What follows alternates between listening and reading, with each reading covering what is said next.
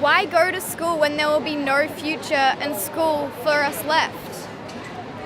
We need to change this. All the older people are going to be dead by the time our future comes. Let the younger people have a say in what we can do. This is our future and we want to fight for it. Our planet is dying. Stop denying it. It's really important. We're going to be the ones on this planet in the future, so it's up to us to make a noise, talk about what we care about. At the moment, our current government is doing absolutely nothing about climate change, and we're here to call for them to implement 100% renewables by 2030 and stop Adani.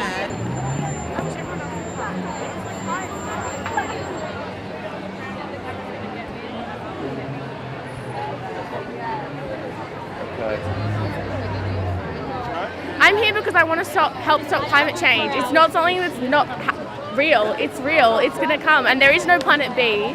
There is no other way. It's not like there's another planet where we can go. It's our planet. It's our responsibility to stop climate change. And how do you think the politicians can stop climate change? We can stop wasting resources, stop spending money on stuff like stupid election things. Actually use it to promote sustainable living and stop rubbish and recycle stuff. Like, be using things like recyclable energy and more solar panels and stuff. Like, it's important. This is our future. It's not something that's not going to ever happen. It's going to happen if we don't do something by 2040, climate change is irreversible. Thanks. What do we want? Climate action! What do we want? Now! What do we want? Climate action! What do we want? Now! What do we want? Climate action! What do we want? Now! What do we want? Climate action! What do we want? Now! In Australia, young people want a future. We want to focus on our education. We want to know that our politicians care about us and what lies ahead. We need meaningful climate policy now.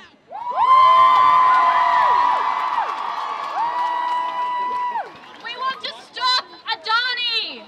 We want 100% renewables by 2030, and we want no new coal or gas projects.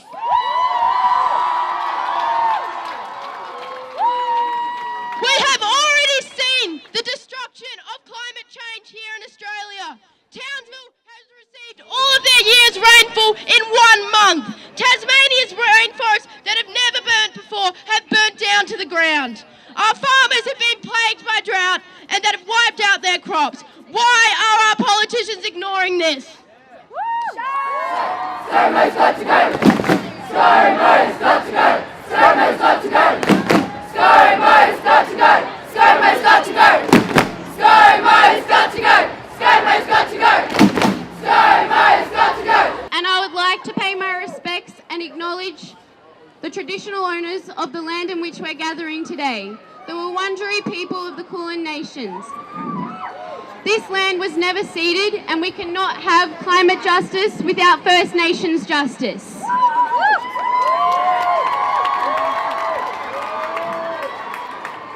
I would also like to acknowledge that we are in a climate crisis that will affect every living being on this planet, and our politicians are doing nothing about it. Shame! Shame! I would also like to acknowledge all of you for coming out here today and showing that we will not stand for our government's inaction on the climate crisis, and we will not stop protesting until all three of our demands are met. 1. Stop Adani! 2. No new fossil fuel projects! And 3. 100% renewable energy by 2030!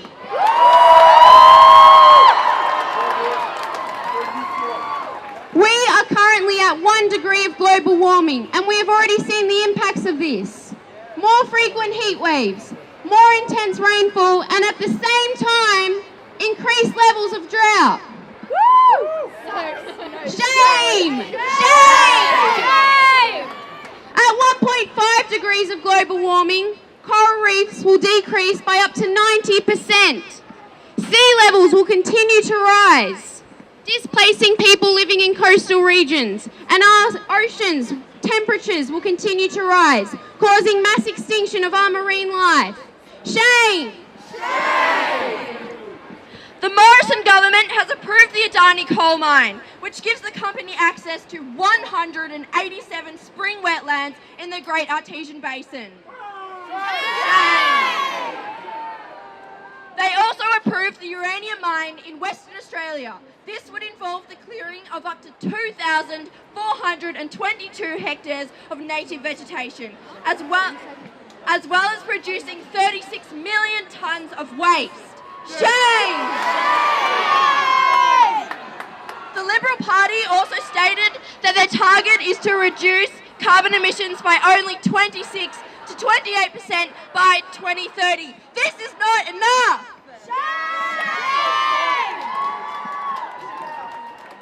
Shorten's government is promising to reduce our emissions by 45% by 2030. But neither of these policies are good enough, because we need to reduce our emissions by net zero.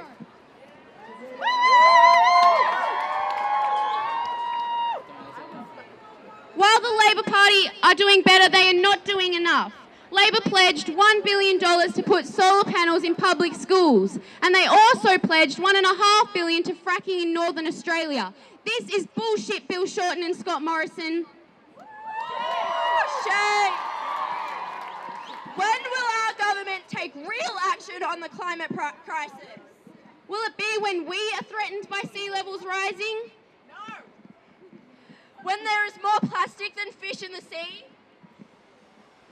Or when hurricanes, floods, droughts and fires are at our doors? They already are, Scott Morrison. Wake up! Woo, wake up! When 90% of scientists are telling us we need to reduce our emissions, why do we not listen? When the science is telling us that the rate of extinction is up to 10,000 times higher than what is considered normal, why aren't we doing something? When half of our country is in floods and the other in flames, why do we not act? Why are we continuing to increase our emissions when we are in the middle of the 6th mass extinction? Shame! Shame! When we are in the midst of an ecological collapse, when 200 species are going extinct every single day. When will our government stop betraying our future and declare a climate emergency? The time to take action on our climate crisis is long overdue, and I refuse to wait any longer.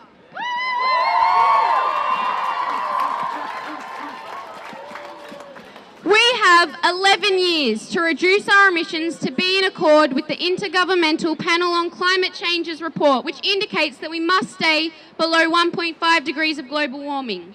What we do or do not do in the next 11 years is crucial for our future, yet both the Labor and Liberal climate policies do not stop Adani or move us beyond fossil fuels. So thank you for coming today. Thank you for demanding that our government take real steps towards a safe climate, because the one thing we need more than hope is action. Stop Adani! Stop! Stop Adani!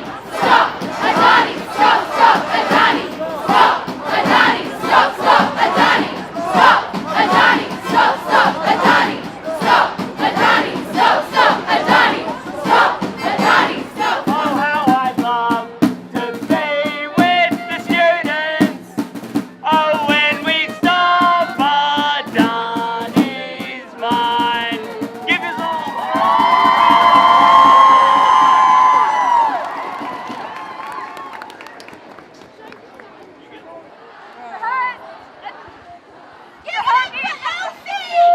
From that atlas I learned about Earth's biodiversity, about the polar caps, and about plants and animals.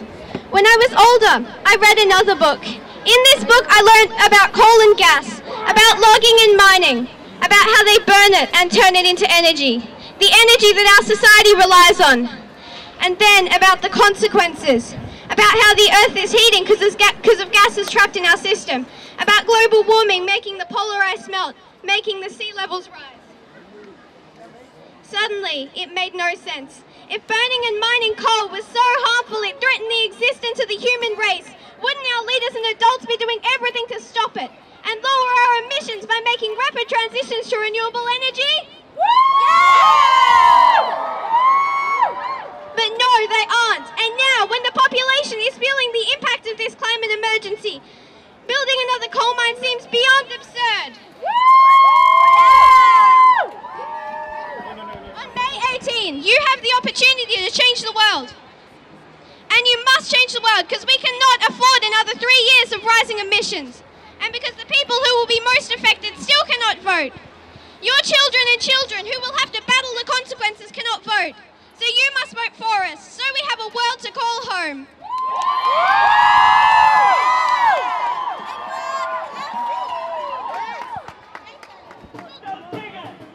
Leave it in the ground, it's time to get with it. Coal, don't dig it.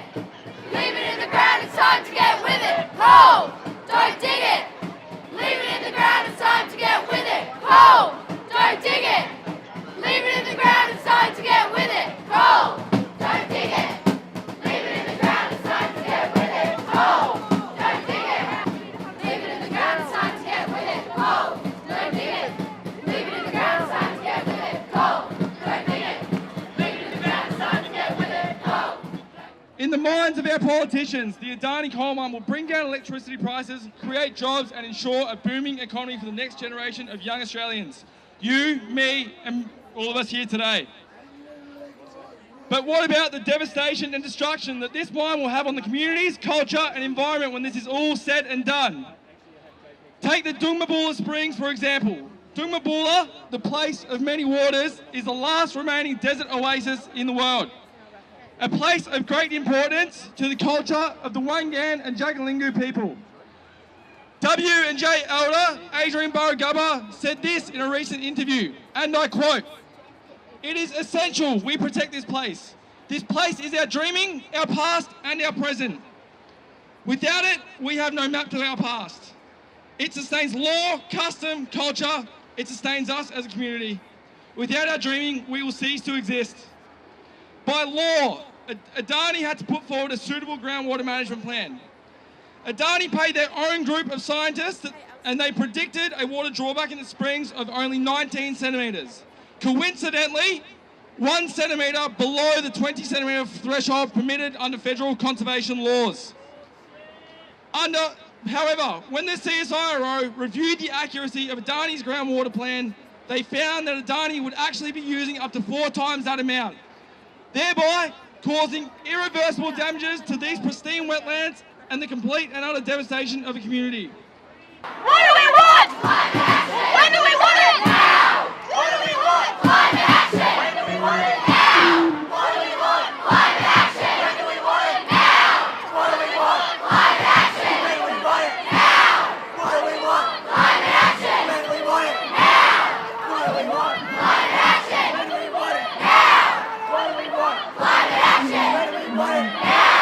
What do we want? Climate action! When do we want it? Now! This is what democracy looks like. Show me what democracy looks like. This is what democracy looks like. Show me what democracy looks like. This is what democracy looks like. We are here to demand climate action from our government. We don't feel like they're doing enough and we've got a climate emergency, so they need to act. Well, this election we are demanding climate action. We've had enough of your filthy promises and your filthy coal. Please look after our future. So to the government, this is the climate election and we demand climate action. Mother Nature will always provide for our needs, but not our greed. It is your greed that will result in the future of our demise. You have seen the disgusting behaviour of Gautam Adani. He has ruined ecosystems and left communities in his wake. We cannot trust this man. Please look after us. We need your help. In Jharkhand, India, Adani proposed the construction of a new mine set to boost the Indian economy by $3.3 billion. But the villagers and the local indigenous tribes of Jharkhand were smart people, and they saw what was to come. The desolation of their culture, and still Adani dug on their land and destroyed their community. We can't let this happen. It's great to see everybody's imaginative posters of how they feel and everyone expressing their feelings. I wish there were a few more people who came out, but it's great that we get these things happening before the election so the parties know how we feel and that we want them to vote for our climate and to save our future. There's one to go, but the two today have gone extremely well. It was a much bigger turnout than we expected, so we're really proud of everyone. Were there rallies around Australia today? Yeah, there was over 70 rallies today. It was our May 3rd day of action outside politicians' office to really put the pressure on. What sort of pressure do you want to put onto the politicians? We want the politicians to put our future into mind. We want to see change and we want a meaningful climate policy. So we have three main demands today. Our first one is stop Adani. Our second one is 100% renewables by 2030. And our third one is no new gas or coal projects.